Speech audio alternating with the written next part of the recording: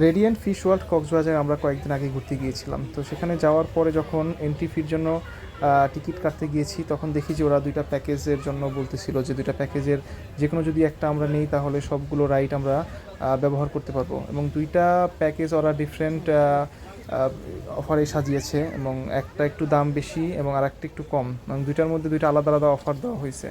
যদি কেউ এই অফারগুলো নেয় তাহলে তারা একটু বা ডিসকাউন্ট পাবে, এবং তারা চাইলে সব রাইডগুলো তখন দেখতে পারবে।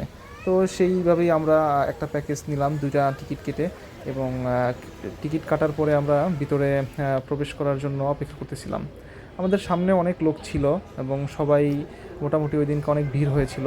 তো টিকিট দেওয়ার পরে রাইডের টিকিটগুলা বাদ দিয়ে বাকি টিকিটটা কেটে রেখে দিয়েছে, এবং আমরা দেখা যাচ্ছে যে আমরা ভিতরে ঢুকতেছি এবং মোটামুটি ভালোই ভিড় ছিল।